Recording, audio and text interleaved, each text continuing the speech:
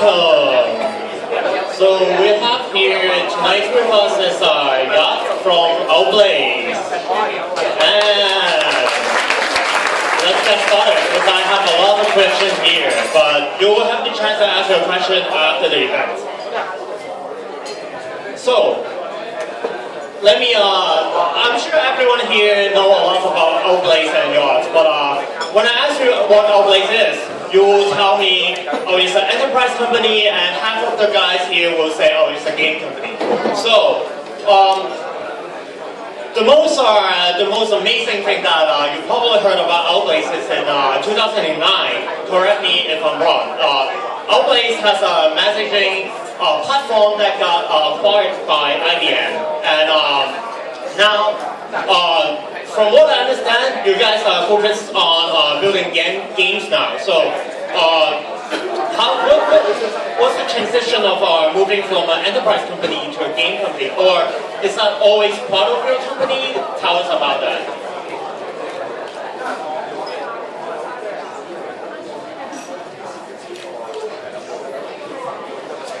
Hello. Thank you, everyone.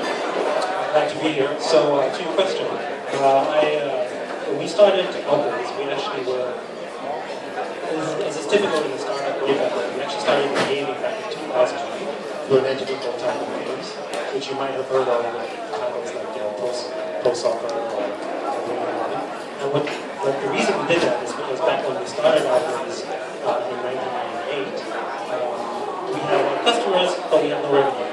We paid a lot of users, and we made no money at all because in enterprise it wasn't much money to be made 14 years ago.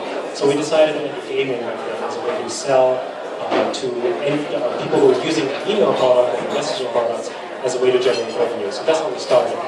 And then, and that's actually the genesis of many of our sort of companies and products is based on how we could best monetize or how we could best sort of leverage the current assets that we have at present. Fast forward, when IBM bought our messaging unit, then essentially the gaming business came to the forefront. And in particular, there was this big shift, this big disruption that was going on in mobile, and we just decided to double down on that. And we're doing a lot of mobile apps, lots of mobile apps.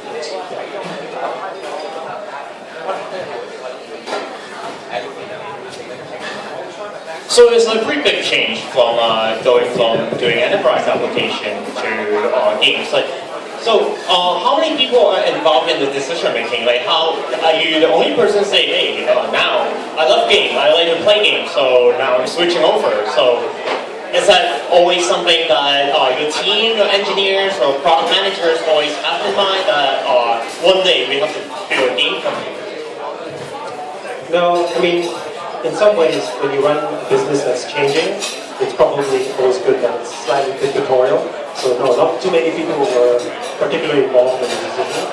Actually, what's happened is, the movement from going from, actually, let me talk a little bit about the change in culture. That was a big issue. Because when we had the guys from the messaging team, when they were transferred out to IBM, essentially what we had was a whole group of people who were very much heavy in messaging and enterprise technology, and that was actually over 100 people that went over to IBM. And in the Hong Kong office, we had 200 people. So half of the people left, and we had another 100 people left in gaming.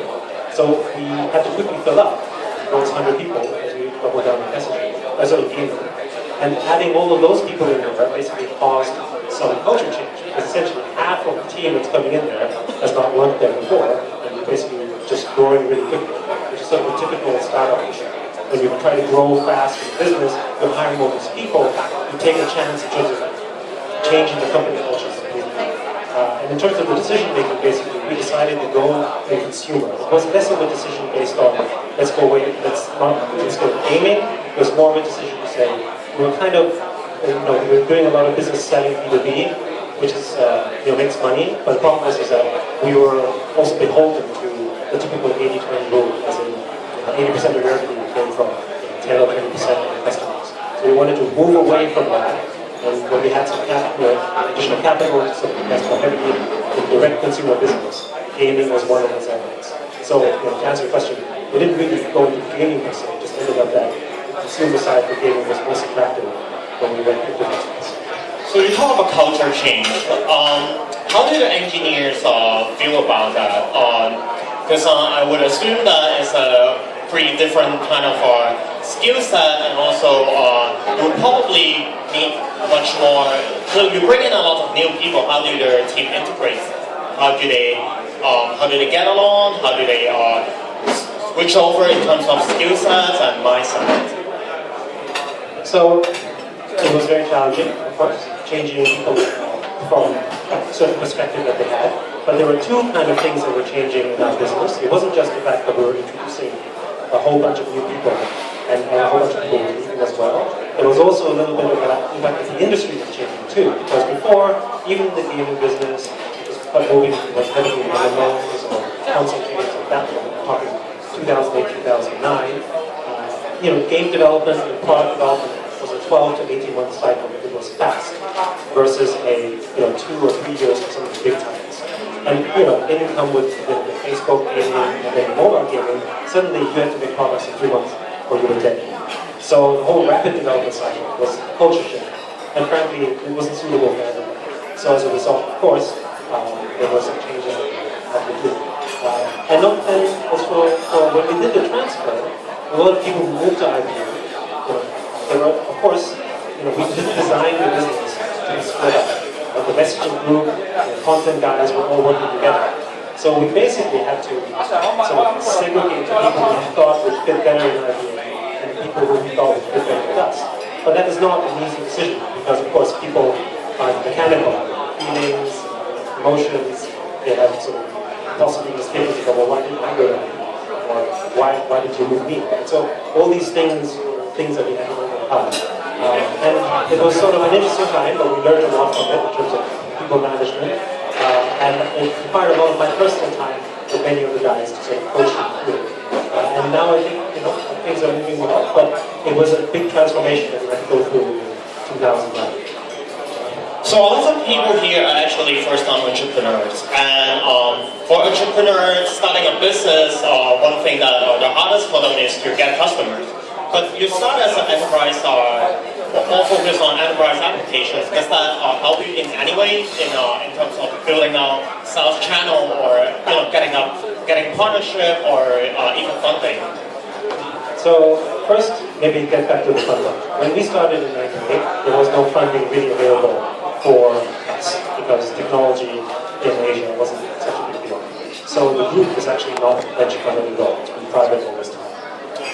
And that actually changes the flavor of how we started a business in this part of the world versus, let's say, the Valley, which I think is very difficult to compare, because if you look at the Valley and you can raise this angel funding or significant funding, the distribution game changes completely because we have the ability to start spending money on the market, which is a luxury that many startup entrepreneurs in this part don't necessarily have.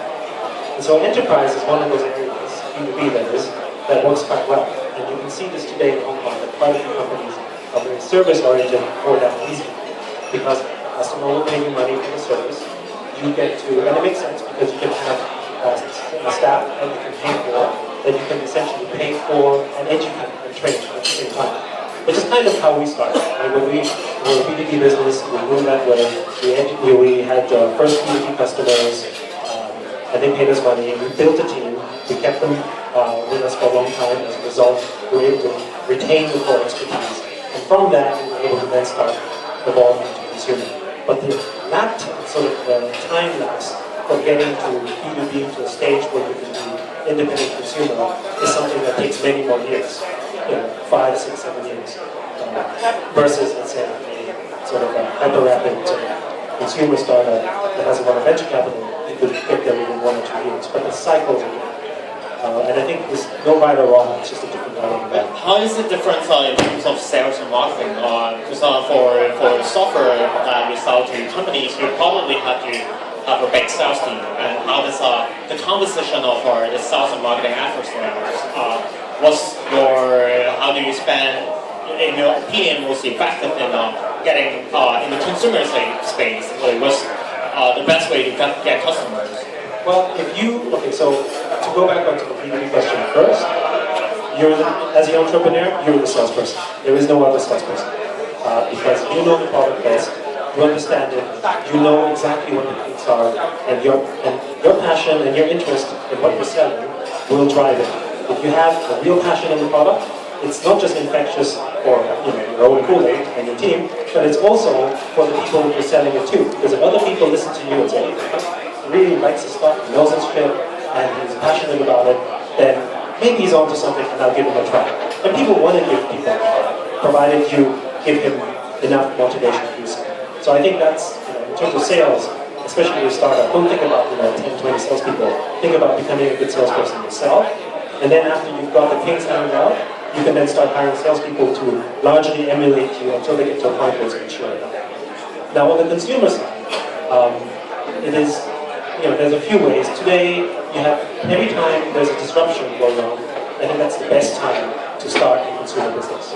And when it's basically plateauing, then it's difficult. And you have to find that moment. There's a lot of luck involved because marketing is really required. Most startups fail because of distribution or lack of distribution. Because the distribution is controlled by a few people. And you either have money to spend it in distribution, whether it's advertising or marketing, or you find a partner, a publishing partner, which is what many game studios do. That's why they work with companies like Yay or Konami or Sega, because they help distribute. So they solve the distribution for you, but they take the lion's share of the profit. So you want to try and be, directly to the consumer. And to do that, you need to be disruptive. You need to be an area which is disruptive. So 5-6 years ago, Facebook was disruptive. Because essentially there was no competition, it was kind of a blue ocean, and you were able to enter that field, and it was just growing. It took a bet, but you would go in there, and you saw many of the companies like Zynga grow really rapidly because they understood the viral channel faster than anyone else, and basically took advantage. With the third wave, which is now getting to a later stage, but if you got into mobile a year or two ago, you were in that same disruptive stage. Because the other thing you have is a growing market. So in some ways, no matter what you do, you put out a product, you at least have the benefit of someone not having seen that kind of product before. Meaning, back then when you had the farm bill clothes, you had people basically put on Happy Farm, Farm 2, Farm 6, all these guys were putting it out, and they're all making money because the ecosystem was just growing. Because it was going from 100 million, 200 million, 300 million to a billion. And right now, that's happening in mobile too. You have 600, 700 million mobile users, and we'll go to 1 billion, 1.5 billion, so we're in a growing space. But eventually, when that space starts to tap out, when you get to a saturation where growth is no longer that explosive, the distribution game changes. And for startups, that's when it's hardest. So for games, do you see the disruption has already happened, or do you see any other areas in the game industry in particular is ready for disruption? Well, the biggest disruption I think, it's no surprise really, is in mobile, or essentially what you call mobile. We wouldn't classify Messenger as mobile, we just think of it as a new internet device. But that is the single largest disruption that's happening right now still, because the adoption is still very rapid. So if you're thinking about a consumer business, mobile is a great place to go. Of course, big data is another one, something. These are trends that are still sort of happening in a big way. Right. So for startup that do a game, the main difference is you can spend versus other applications. For games, you involve a lot of not just engineering, you involve design, and actually it takes a long process to make a game. So to get it right is difficult to start with, and you can spend a couple months doing a game and end up no one playing that. So in your company, how does the product development you different from other indie game developers, or any methodology that you use in your company in terms of product development that you see effective? I think this may not be true for others, but for us, definitely rapid iteration is the most important thing. And I think this is not just something in gaming, it's in all areas of technology and business. Being able to quickly do something, experiment, get feedback, and then pull out. And it's never really been a cheaper time in some ways to develop something and try it out in the consumer space. So how does the process actually work? So do someone just, do you have a couple of people always come up with ideas, or at what stage do you decide that's a game that you want to do? So the way we're split up is our company is split up into multiple little studios. So it's not one big group, but it's something, it's a studios that are only 3, 5, 6, 7 man teams. So in some ways, you can think of it as, a company with 10 million startups, each doing their things, and they all have their own P&L, and they drive stuff, and they experiment, and they launch. And because we're a small team, we're more cohesive, we're faster.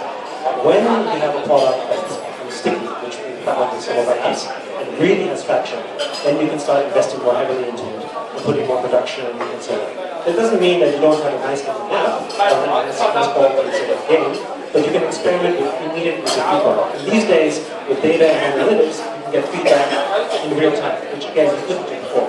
So these are tools that you can leverage, but you need to analyze it yourself, you need to study it yourself to make decisions. Well, what are the important metrics for games? Well, okay, so it depends on what your drivers are, but it's a bit loud, but your drivers are, but the stickiness is very important. In some ways, stickiness and retention is more important than revenue itself. So when we make a product, we look at the stickiness first. Because if someone likes to come back to the product, then monetization will follow eventually, because we'll figure it out somehow. If you focus too heavily on monetization right at the start, then you risk actually alienating your customer quite early on, because you end up looking like you're either trying to take money quickly, or you end up putting ads all over the place, or that kind of stuff. So, when we launch new apps, we don't necessarily put advertising right at the forefront. We give it some time for the customer to get adjusted. We look at game time, we look at behavior, we look at essentially whether they like it first. And, if you talk about a 5-man team, you're not talking about a very large investment. In contrast, if they're fast and work hard and most importantly passionate about it, within 3 months you may have a nice new product that you can test with the consumer. And if he likes it, then you move on and start investing further. If it doesn't work, you take the learnings, and most of the time it doesn't work, but then you take the learnings into the new product of what hasn't worked and apply it to make the product better. Well, usually for games, for myself, the games I play, I will probably play a month, and it's really sticky for the first month, and then I just it's in my iPhone and I forget about it forever. So when you talk about stickiness, you figure out a certain gameplay or a certain mechanism that works? Do you I know, like for companies like Sega, they would just clone 1,000 games based on the same game mechanic. Is that what you guys do, or how do you take that learning and make better games? Well, when you have a certain formula that works, again, you have to iterate on it. So what worked 1 year ago won't work this year, only because everything has changed in the space. An example would be with devices. So if a game title that was developed for, let's say, an Android gingerbread system, old Android system, you have single CPU, it's slower, the graphics isn't so good. So the formula you use in that system has to bear in mind certain technological limitations that a new device that you buy today doesn't have. It's as fast, graphics are good, and the customer is expecting a high-end experience. So you can take some learnings like mechanics, but they're not necessarily the same. In most cases, they're just iterations and variants of it. Now, why we have it split up into different studios is because each studio has their own core focus in which they think they have strong expertise.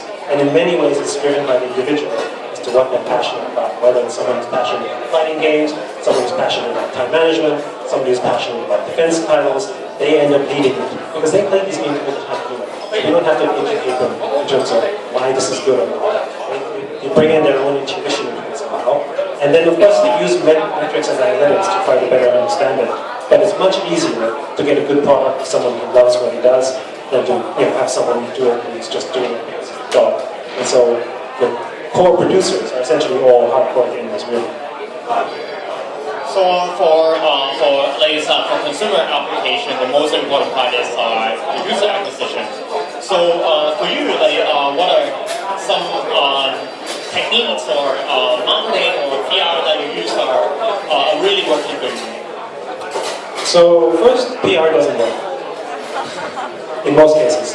And I think the only reason that people use PR and think it works is because it happens to get the attention of one of the editorial board guys at Google Play or Apple Music. This is interesting. And you happen to win the lottery and you're featured by Apple or featured by Google. And then, then it's great. But, there's like 700,000 apps and you can't really build a business on the probability of winning the lottery, because then you may as well just buy a lottery ticket. So the other ways, there is of course traditional advertising methods. There's AdMob, there's TAC, all these guys you can buy advertising from. But I think buying advertising from those guys is only important or good if you have a model you think that can work. So and the best thing to do, I think, is to basically you have to allocate something of your budget in a form of advertising. And it needs to be something that is, Facebook just recently launched a mobile ad platform. That's something you consider as well, just to target the customer. And just see that you get a couple thousand customers in to see how they like the product. And then you calculate your ARPU and see if it makes sense to advertise. If the return is there, then essentially the money you put in, you can get it back. But you do have to have some patience. So in terms of user acquisition methods, a lot of people look at social, but again, being platform dependent has its risk. Because for those companies that have depended a lot on Facebook's virality, Facebook decided, you know what, it's a little bit too spammy, shut it down. Essentially, the entire premise of the business essentially falls flat. So you need to have multiple channels as well, not just one or two channels. Look at as many buying channels as you can. A good thing, especially for a startup, is to partner with other smaller startups and just say, hey, I need a couple installs, I have customers too, why don't we just do an exchange? And there's platforms out there that allow you to do free exchanges on the mobile side anyway, and make it easier. And because mobile is still disruptive and still growing, the growth cycles, particularly on Android, is such that you launch an app and you have certain visibility just because you're launching an app for an app. Whereas in traditional gaming, basically, if you're not in Target, if you're not in Walmart, if you're not in GameStop, you're screwed. So you have to work with the traditional channels, and they take care of it. Another thing that people do is they find a publisher, which has become more of a norm. Because the publisher typically will guarantee you X number of installs, because they have the marketing money to take the chance. And what you could do is work with a publisher, because in the end, you're only getting maybe a deal for one title, but you can still get the learnings from it, and then work on the next title by yourself, for instance. So perhaps one way is to start working with a publisher if you don't have the funds for a lot of marketing, and then move on if it makes sense for you to start building out your own stuff. Well, can you tell us about what's the actual process of working with a publisher, and what's the disadvantage of in your experience? Is there any disadvantage for a smaller game company working with a publisher? Well, I mean, the biggest disadvantage of working with a publisher is you don't own the customer. So if that's not important to you, yes, it's okay, because you make money from it. But the problem is that if you want to grow it, you don't really have the ability to use that customer base from a promotion standpoint. Because usually in publishing deal, the publisher owns it. So, but the benefit is that they basically will throw in money in marketing. And they also have usually better distribution arrangements because they have scale. So they can buy cheaper, and you can leverage that advantage. So it's a give and take. It's a give and take between the publishers and the studios in terms of collaboration. So I guess a lot of people see a lot of acquisition happen last year for small game company getting acquired by bigger guys. And at what point you would decide, okay, so I've worked with this game company as their publisher, and now I think it's a good opportunity to buy your game company. Like, what's the factor that we would consider? Companies typically acquire for a multitude of reasons, not just for one or the other. So it's very multifaceted. In our case, acquisitions will only happen if we felt it was a strong cultural fit, because we're not that big of a group. So introducing new members into it as a group, let's say 30 or 40 people, could be quite disruptive. So in our case, cultural fit is very important. If we work with someone, we think the cultural fit is good. It's maybe not even as important that it's very profitable, just that we can leverage the team. And that's what people sometimes refer to as an acqui-hire. So they buy a company not necessarily the product. But larger companies often acquire for defensive reasons as well.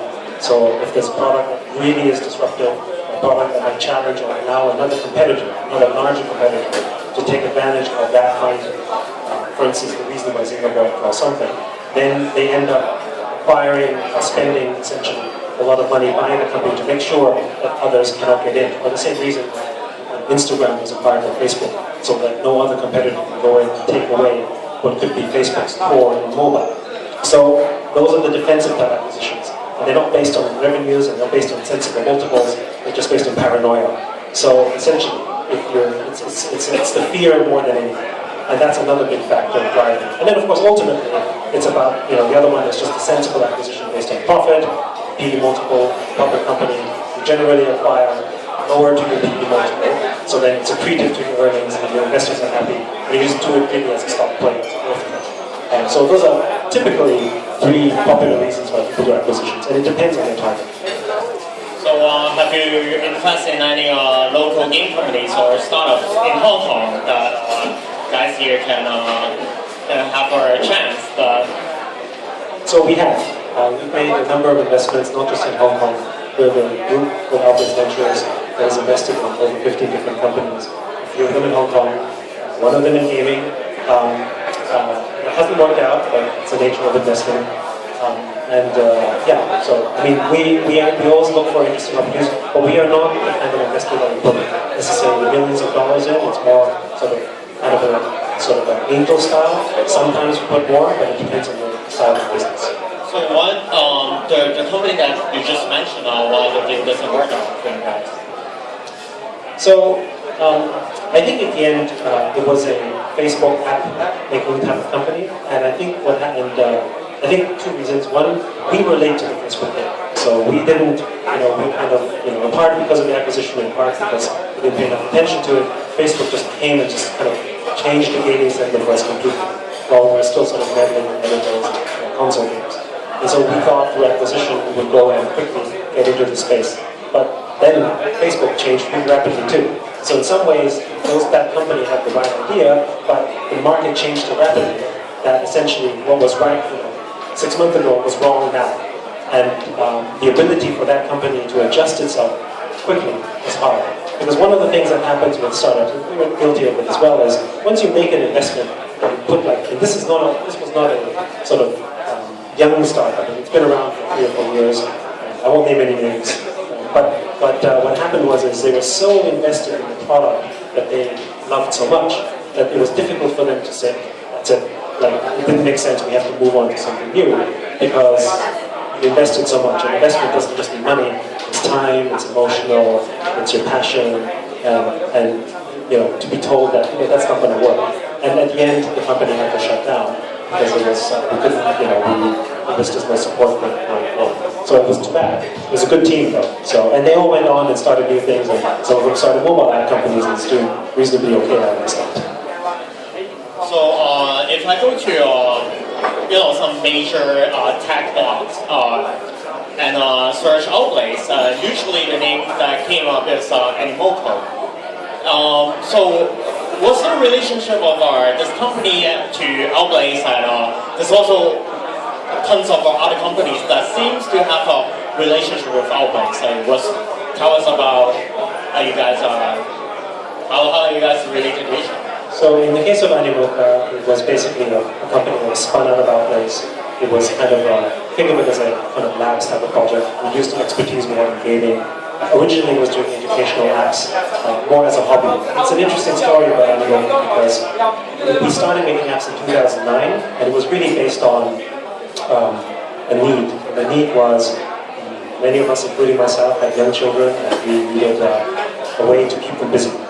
And we had this really powerful device. And it wasn't that I just got sort of a new iPhone, which wasn't as high tech as it was. And flashcards were expensive. So I said, why don't we just take these images, draw them with an art team, and just put a few hundred flashcards and shut up my kid. And I can have lunch, go get it. And one thing led to another. We put out the app, and we didn't pay attention. It was entirely free. And that's the point about stickiness, just seeing whether people use it. Money wasn't so important. And then we got back the report, and there were like 500,000 downloads. We're like, oh, holy shit, what just happened here?